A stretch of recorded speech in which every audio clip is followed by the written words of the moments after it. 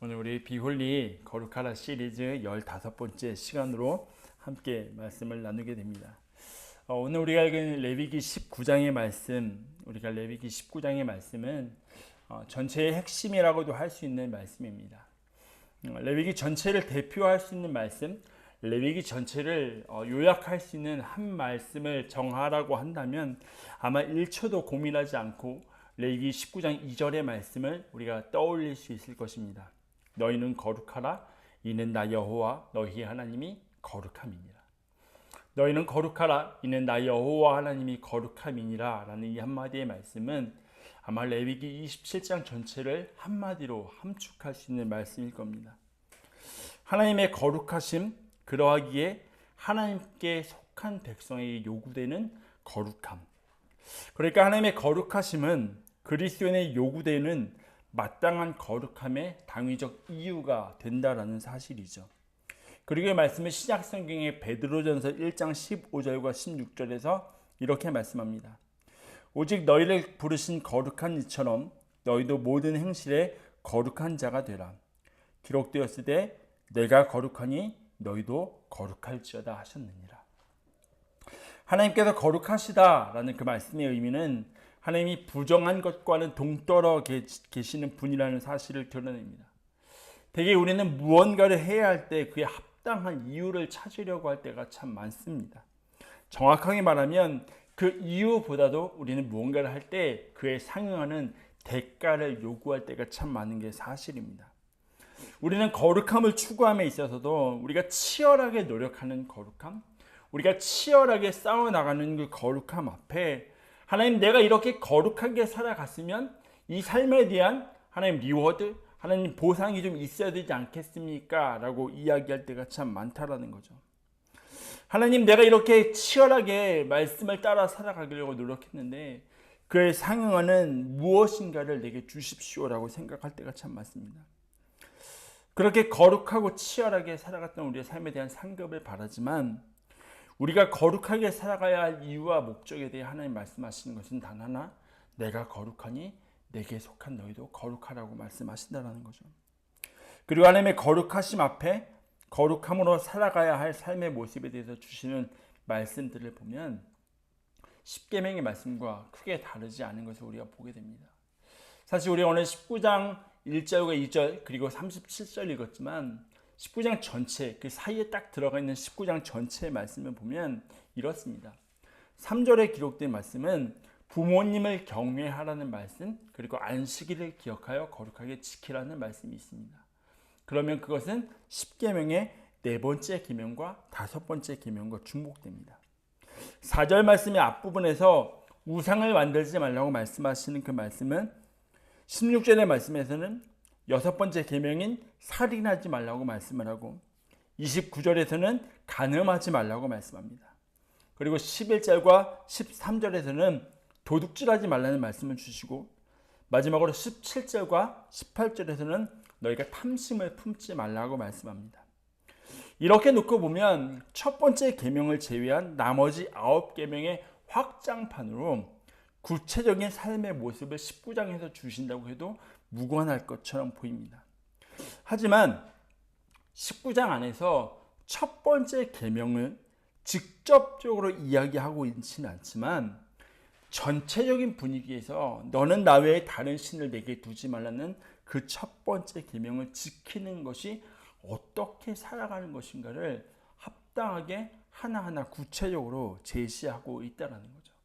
하나님만 섬기는 삶이 어떠한 삶인지를 19장 전체가 분명히 보여주고 있다는 것입니다. 그렇게 우리에게 주어진 말씀들은 사실 우리에게 잘 아는 말씀들이고 윤리적으로 세워져 가야 할 정결에 관한 말씀들입니다.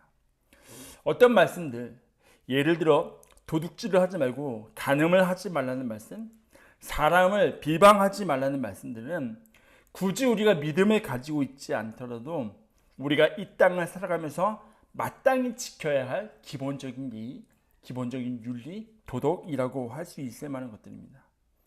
그런데 문제는 무엇이냐면 우리가 그것들을 너무 잘 알고 있지만 이렇게 살아가야 한다는 것을 알지만 번번이 실패한다는 사실입니다. 지난주 한 뉴스에서 이런 제목의 기사를 보았습니다. 무게가 자유자재로 바뀌는 유령 저울이라는 제목입니다. 중국에 그런 저울이 있다는 거예요. 불법 프로그램을 중국의 저울 안에 심어놓고 리모컨의 1번 버튼을 누르면 실제 올려놓은 무게의 10%가 증가한 숫자가 나오고 3번 버튼을 누르면 20%가 증가한 무게가 딱 표시되는 그런 유령 저울이 있다는 겁니다. 그것만이 아니라 내가 원하는 숫자를 입력하면 저울에 그 숫자가 그대로 반영되어서 찍히는 그런 저울이 있는 겁니다. 내가 순간적으로 얻을 수 있는 이익 앞에서 사람들은 비상식적인 행동과 방식을 아무렇지도 않게 저지르는 게 우리의 삶의 모습입니다. 그런데 이런 일이야 사실 눈에 보인다라고 하지만 본문의 말씀은 꼭 이익을 염두에 두고 내 손에 뭔가 들려지는 것을 염두에 두고 하는 그러한 행위에 대해서만 말씀하지 않는다는 겁니다. 마음으로 형제를 미워하지 말라고 말씀하고 심지어 가난한 사람과 과부와 고아를 위해서 너희의 포도원의 소산을 다 따지 말고 남겨두라고 이야기합니다. 사람을 비방하지 말라고 말씀하고 원수를 갚지 말고 동포를 원망하지 말고 이웃을 사랑하라고 이야기합니다. 우리의 마음속 깊은 곳까지 있는 것까지 하나님 말씀하신다는 거죠.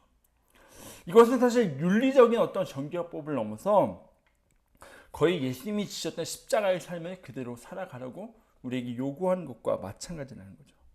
그런데 우리는 이러한 요구 앞에 늘 실패합니다. 왜냐하면 연약함이 있기 때문입니다. 완벽할 수 없는 것이 우리의 삶이기 때문입니다. 그런데 그렇기 때문에 우리는 실패해도 괜찮아 라고 이야기하는 것이 아니라 그럼에도 불구하고 다시 거룩함을 향해 나아가는 것이 그리스도인의 삶이라는 거죠. 안 돼! 라고 해서 포기하는 게 아니라 계속해서 거룩을 향해 나아가야 하는 것이 바로 우리의 부르심이라는 겁니다. 왜냐하면 하나님이 거룩하시기 때문에.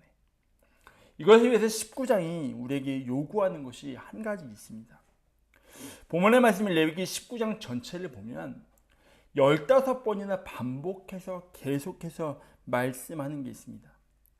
우리가 오늘 시작인 1절과 2절 그리고 마지막인 37절만 읽었지만 이 안에 들어있는 각 규정들의 말씀이 끝나는 자리마다 계속해서 기록되어 있는 말씀이 있는데 바로 이 말씀입니다. 나는 여호와이니라. 나는 너희의 하나님 여호와이니라. 도대체 왜 이렇게까지 반복해서 말씀하시는 것일까라는 생각을 하게 됩니다. 우리가 오늘 읽었던 19장의 말씀을 시작하면서 하셨던 말씀인 하나님이 거룩하다라는 그 말씀만으로도 하나님 스스로가 어떠한 분인지를 충분히 드러내셨다라는 생각이 듭니다. 이스라엘 백성으로 하여금 하나님을 인식하도록 하나님을 알도록 하게 하시기 위함이라면 나는 거룩한 하나님이다라는 이 말씀만으로도 충분히 가능하다라는 거죠. 그런데 굳이 이렇게까지 19장 한 장에서 15번이나 나는 여호와니라 나는 너희 하나님 여호와니라는 말씀을 굳이 그렇게 반복해서 들려주셔야 하는 이유가 뭐냐라는 거죠. 이번 한 주 본문의 말씀을 가지고 계속해서 묵상하던 중에 하나님 왜 이렇게 반복해서 말씀하실까? 왜 나는 여호와니라를 반복해서 말씀하실까를 묵상하던 중에 저는 이렇게 정리를 해보았습니다. 여러분, 우리는 하나님을 압니다. 하나님을 너무 잘 압니다. 그런데 세상이 모르는 하나님을 우리는 알고 인식하는 것이 거룩함이라고 생각합니다. 그런데 우리에게 하나님 요구하시는 것은 하나님을 인식하는 것을 넘어 매 순간 하나님을 의식하며 살아가라고 말씀하는 겁니다. 왜냐하면 그게 거룩함이기 때문입니다. 삶의 모든 상황과 순간에 하나님을 의식하는 것이 거룩함이라는 거죠. 여러분, 인식과 의식은 다릅니다. 인식이라는 것은 무언가에 대한 지식을 갖는 겁니다. 정보를 얻는 게 인식입니다. 그것이 물체일 수도 있고 우리가 가지는 감정이나 느낌이 될 수도 있습니다. 그냥 그것을 아는 게 인식하는 겁니다. 변화가 있으면 변화를 아는 게 인식입니다. 저희 아내가 가끔 앞머리를 이렇게 자르고 여보나 뭐 달라진 거 없어? 라고 하면 저는 그걸 전혀 알아차리지 못합니다. 인식을 못해요. 그러면 좀 둔한 사람이 되는 거죠. 그런데 여러분 가만 보시면 인식이라는 것은 사람이 아니어도 할 수 있는 게 인식입니다. 이렇게 예를 들어볼까요? 셀폰이 점점 좋아지면서 그 안에 나의 지문의 정보를 넣으면 나의 지문을 기계가 인식을 합니다. 나의 얼굴의 정보를 넣어주면 나의 안면을 인식해서 셀폰을 열 수 있도록 문을 활짝 열어줍니다. 그게 인식이에요. 그냥 어떠한 정보를 갖는 게 인식입니다. 그런데 의식이라는 것은 다릅니다. 사전적인 의미로 의식은 깨어있는 상태에서 자기 자신이나 사물에 대하여 인식하는 작용입니다.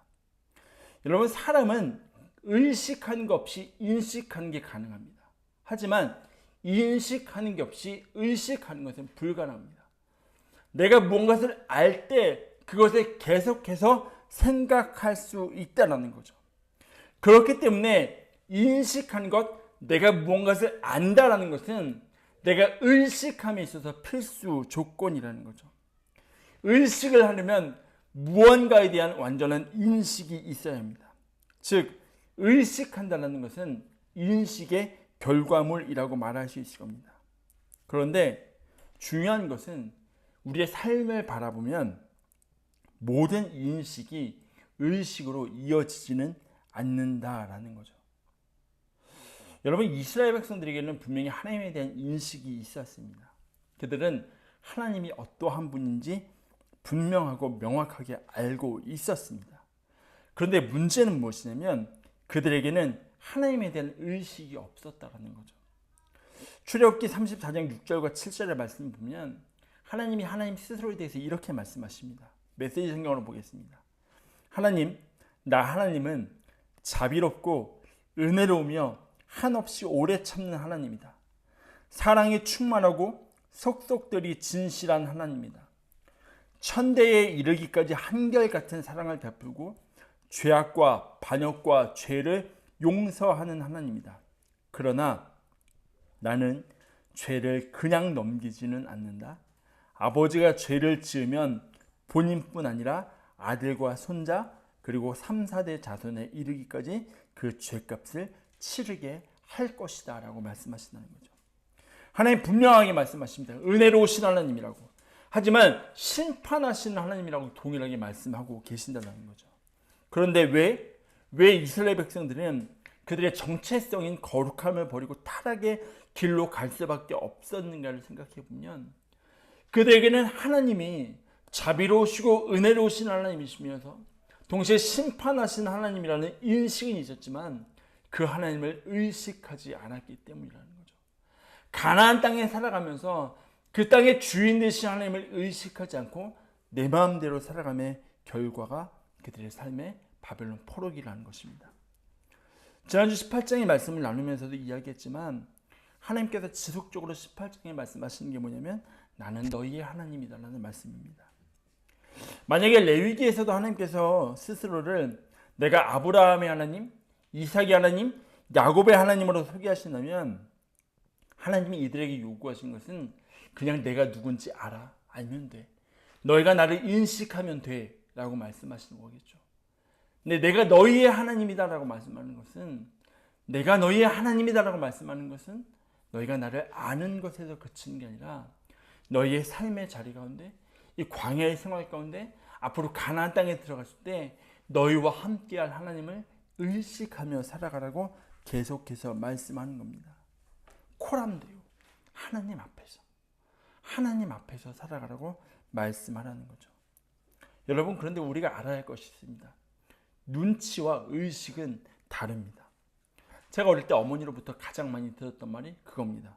제발 눈치껏 알아서 행동하라고. 제발 눈치껏 알아서 행동하라고. 여러분 이 말이 쉽지 눈치가 1도 없는 사람에게는 진짜 어려운 말이거든요. 제가 정말 눈치가 1도 없는 사람입니다. 그래서 가끔은 저희 아내가 저보고 제발 눈치가 좀 있었으면 좋겠다라고 이야기를 하는데 그런 눈치 없는 사람이 결혼해서 또 잘 살고 있는 것이 하나님의 은혜이기도 하다라는 생각을 합니다. 여러분 눈치라는 말의 사전적 의미는 일의 정황이나 남의 마음 따위를 상황으로 미루어 알아내는 힘입니다. 남의 마음이나 일의 정황을 상황으로 미루어서 알아내는 힘이라는 겁니다. 그러면 어떤 사람에게는 그 힘이 강할 수도 있고 어떤 사람에게는 그 힘이 약할 수도 있습니다. 그래서 눈치가 있는 사람이 있고 일의 정황이나 마음을 알아차리는데 조금 더 시간이 걸리는 사람도 있습니다. 그런데 의식은 다릅니다. 앞에서도 말했지만 의식은 인식하는 걸 전제로 합니다. 아는 것을 계속해서 기억하는 것이 의식하는 겁니다. 능력의 차이가 아니라 노력의 차이라는 거죠. 내가 알고 있는 것을 얼마나 삶에서 기억하며 살아가기 위해 몸부림치느냐가 바로 의식입니다. 그래서 거룩함이라는 것은 하나님의 눈치를 보는 게 아닙니다. 하나님의 마음이 어떤가를 내가 순간적으로 상황적으로 판단하는 게 아니라 거룩함이라는 것은 나의 삶의 자리에 계신 하나님을 계속해서 의식하며 살아가라는 거죠. 내게 주신 말씀을 지속적으로 기억하기 위한 몸부림을 가지고 살아가는 게 거룩함이라는 겁니다. 성경 안에 그런 인물이 한 사람이 있습니다. 바로 요셉입니다. 창세기 39장을 보면 형들에 의해서 장사꾼들의 손에 넘겨가게 된 요셉은 보디발의 집에 팔려가게 됩니다. 이 성경은 요셉의 삶에 대해서 하나님께서 함께 하심과 그의 삶을 형통케 하심을 그의 주인이 보았다라고 말씀합니다. 그래서 보디발은 요셉에게 그 집의 모든 일을 다 위임합니다. 그러던 중에 요셉에게 한 가지 일이 발생하게 되는 거죠. 보디발의 아내가 지속적으로 요셉을 유혹합니다. 요셉 일로 와봐. 나랑 같이 잠자리 갖자. 하루도 아니고 보면 볼 때마다. 그때 요셉이 이렇게 거절합니다. 창세기 39장 8절과 9절입니다. 요셉이 거절하며 자기의 주인의 아내에게 이르되 내 주인이 집안의 모든 소유를 간섭하지 아니하고 다 내 손에 위탁하였으니 이 집에는 나보다 큰 이가 없으며 주인이 아무것도 내게 금하지 아니하였어도 금한 것은 당신뿐이니 당신은 그의 아내임이라 내가 어찌 이 큰 악을 행하여 하나님께 죄를 지으리까. 자, 여러분 이 말씀을 가만히 잘 보세요. 분명 그가 이야기하기를 보디발의 아내를 금한 사람은 보디발입니다. 보디발이 나에게 이 모든 것을 허락했어도 그가 금지한 것은 당신뿐이라고 이야기합니다. 그러면 요셉이 보디발과 잠자리를 같이 하게 되면 그는 보디발의 말을 어기게 되는 겁니다. 그러면 당연히 요셉은 보디발을 의식해야 합니다. 그런데 그는 그렇게 말하잖아요. 내가 어떻게 하나님께 죄를 짓겠습니까? 라고 고백합니다. 그런데 보디발의 말을 의식하지 않아요. 그 자리에 계시는 하나님을 의식합니다. 지금 그가 살아가고 있는 땅은 이방 땅입니다. 그 속에서 살아가고 있지만 요셉은 하나님을 의식하며 살아간다는 거죠. 여러분 만약에 이 상황에서 요셉이 보디발의 말을 의식하고 보디발을 의식했다면 그가 행한 행동은 그냥 도덕이고 윤리입니다. 하지만 그의 삶에서 하나님을 의식할 때에 그것은 거룩함이 된다는 거죠. 그리고 그는 이렇게 행동합니다. 10절입니다.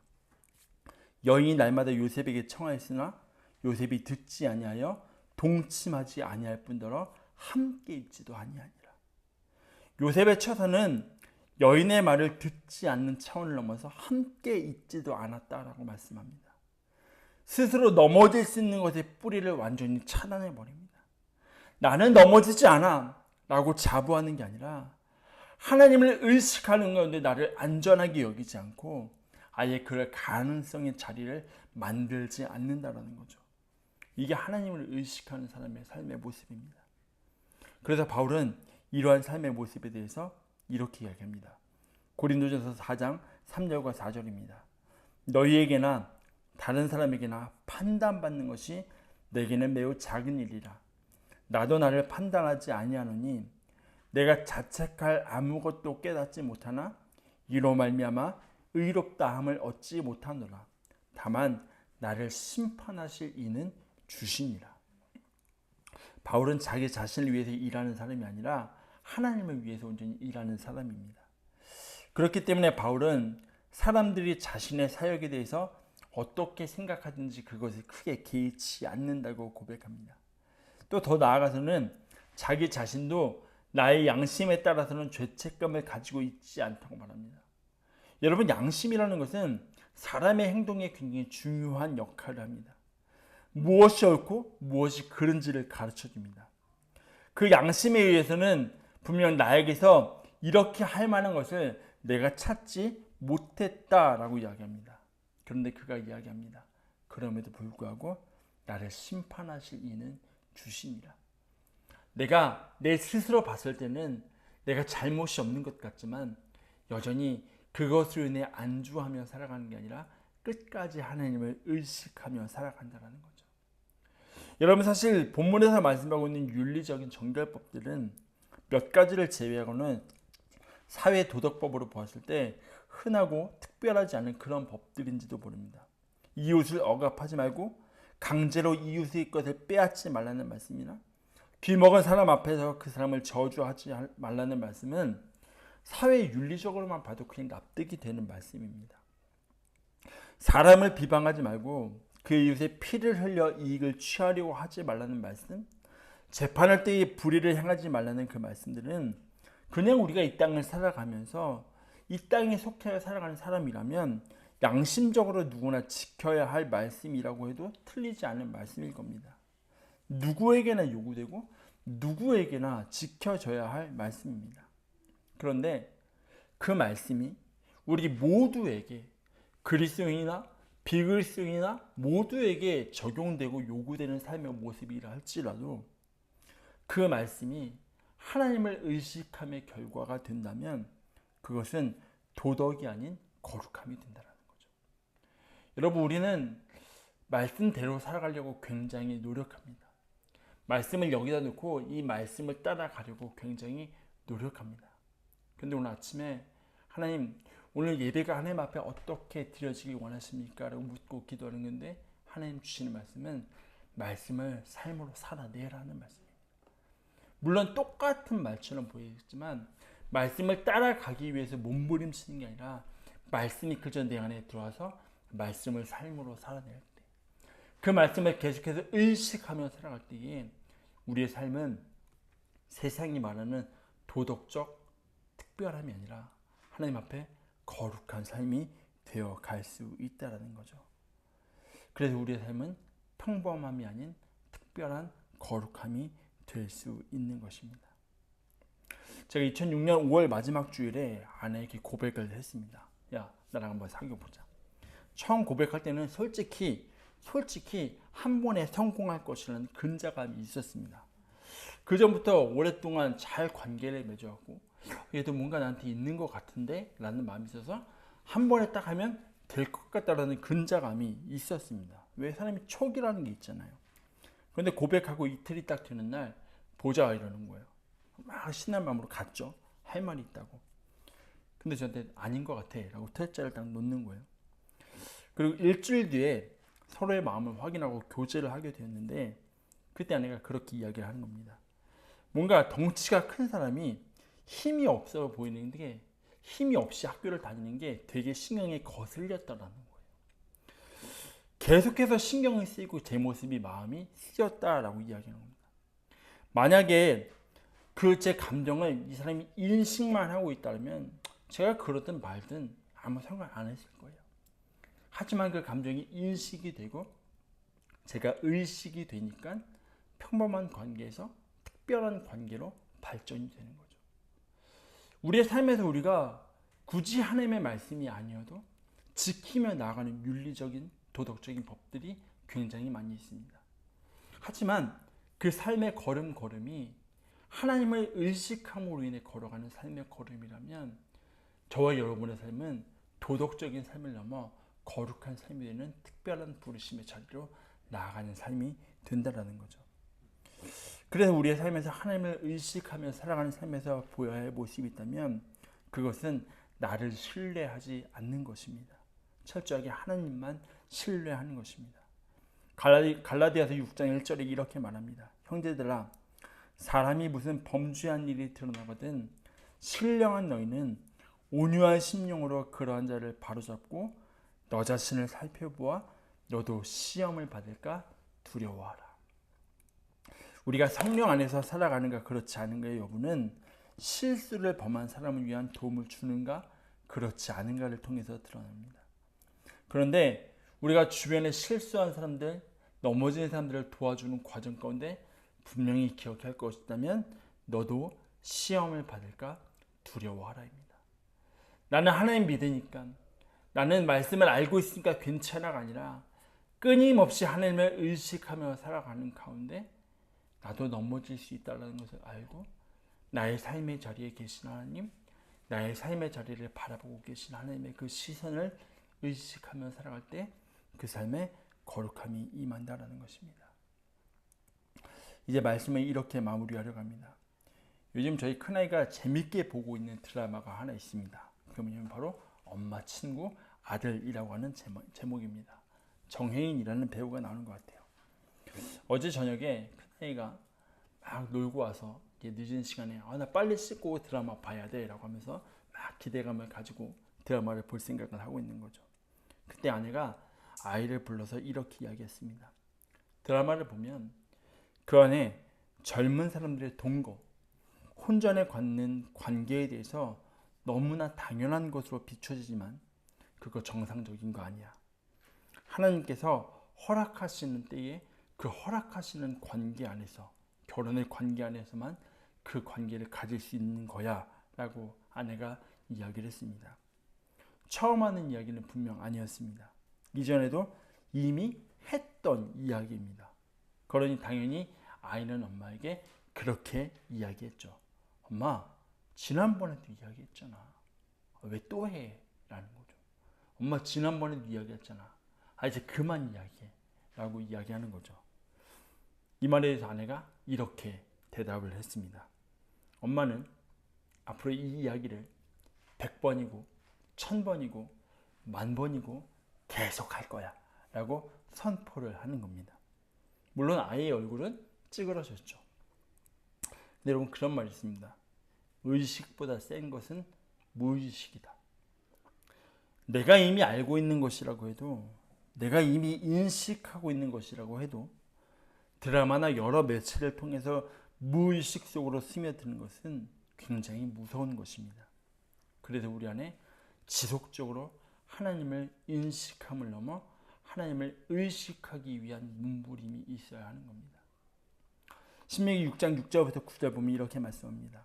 오늘 내가 네게 명하는 이 말씀을 너는 마음에 새기고 내 자녀에게 부지런히 가르치며 집에 앉았을 때든지 길을 갈 때든지 누워 있을 때든지 일어날 때든지 이 말씀을 강론할 것이며 너는 또 그것을 내 손목에 메어 기호를 삼으며 내 미간에 붙여 표로 삼고 또 내 집 문설주와 바깥문에 기록할지니라.